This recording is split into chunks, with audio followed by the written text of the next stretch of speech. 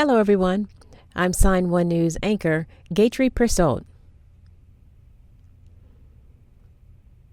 Here's a quick look at the top trending stories making headlines today. If you post an interesting comment during this update, we may add it at the bottom of the screen.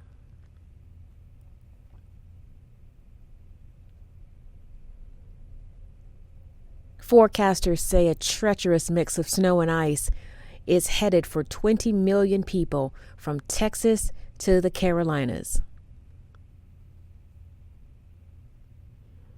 As a result, governors in North Carolina, South Carolina, and Virginia have issued states of emergency before the storm arrives. Overall, the path of the storm covers southern Texas, southern Louisiana, Alabama, Mississippi, western Florida, Virginia, and the Carolinas.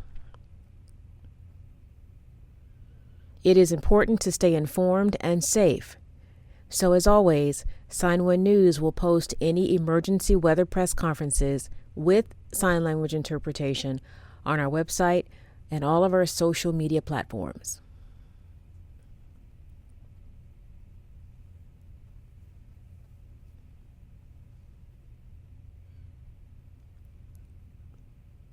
Today, students were not in the classroom in more than 1,600 schools nationwide. Still, President Joe Biden says 95% of schools are open. But back to school does not mean back to normal. In Louisiana, so many students are getting COVID-19, schools can't keep up with reporting. In Massachusetts, schools are pushing for access to regular COVID testing. In Illinois, there is a big vaccination push. In Virginia, a group of parents is suing the governor over an executive order making masks voluntary in public schools. In Utah, the governor says he wants to raise teachers' pay. In New Mexico, the governor says she plans on getting licensed to work as a substitute teacher. And as we mentioned earlier this week, the governor in Oklahoma signed an executive order to let state workers volunteer as substitute teachers.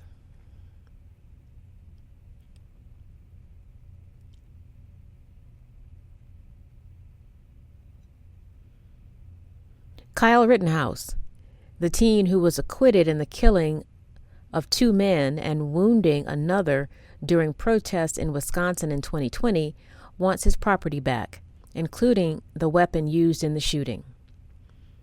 According to a document, Rittenhouse wants all of his belongings taken as evidence when he was arrested, including his clothing, his phone, a $1 bill, 22 bullets, and his gun. The paperwork also shows he wants the gun destroyed, so it cannot be used as a symbol to celebrate the shootings that killed the 2 men and injured the other.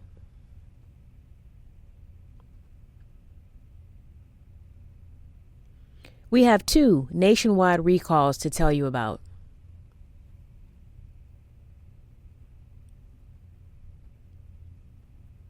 The first recall is for specific lots of Lidl brand 12-ounce packages of frozen spinach sold in Georgia, South Carolina, North Carolina, Virginia, Delaware, New York, New Jersey, and Pennsylvania, with a best buy date of September 10th, 2023. The FDA says those packages could be contaminated with listeria. So return the packages to the place where you bought them or throw them away.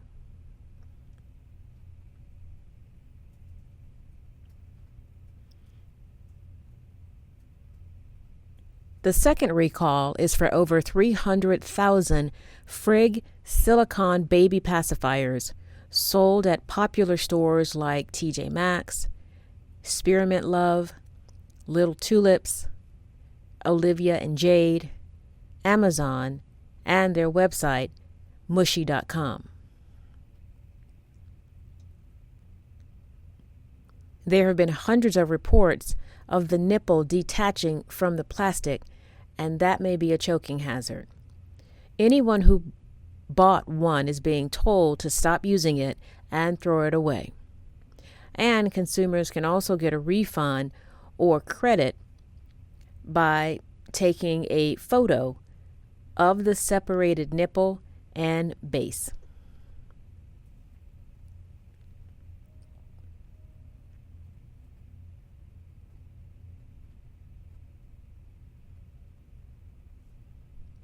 Snapchat is taking more steps to curb drug dealing on the app by changing its friend recommendation feature called Quick Add.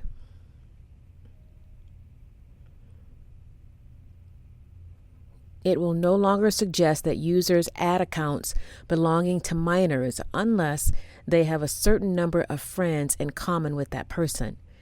The company is hoping the change will make it more difficult for strangers to become friends on Snapchat with teenagers they don't know.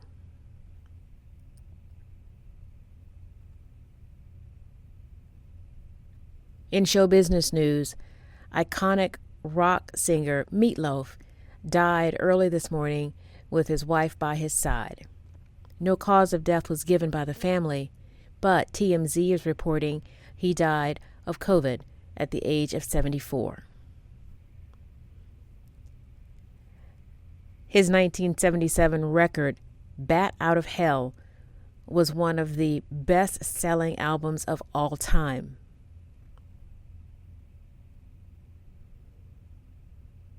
Singer Adele posted a tearful apology to her fans on Twitter after her Las Vegas shows were forced to be rescheduled at the last minute due to a COVID outbreak in her team. The show was supposed to open tonight, Friday, and continue through April 16th. No new dates have been announced yet. And Netflix's biggest show ever, Squid Game, has been renewed for season 2. The violent series was streamed worldwide for 1.6 billion hours in the first 28 days of release. It won 3 Golden Globes and made SAG Award history by becoming the first non-English series to earn a nomination.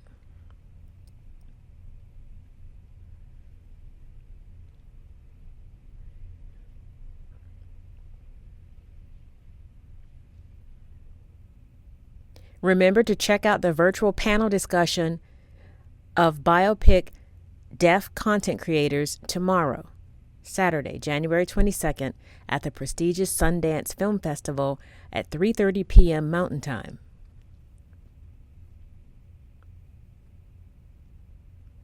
Members of this diverse and dynamic group are part of Deaf Talent Media and Entertainment Consulting,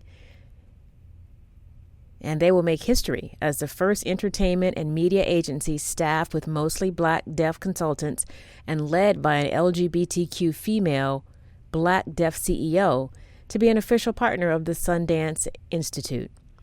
They will be discussing unconscious bias in Hollywood and offering ways to change how scripts are written and produced for people with disabilities. Just head to this website and click on Community Hub to join the discussion.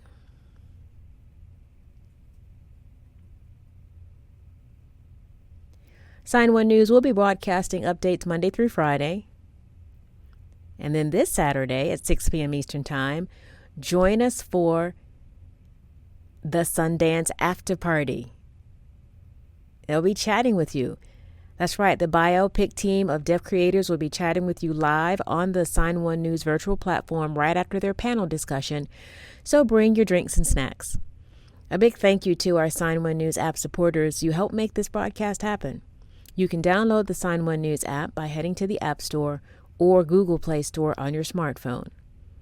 You can also watch on Apple TV, Amazon, and Roku. Have a great day.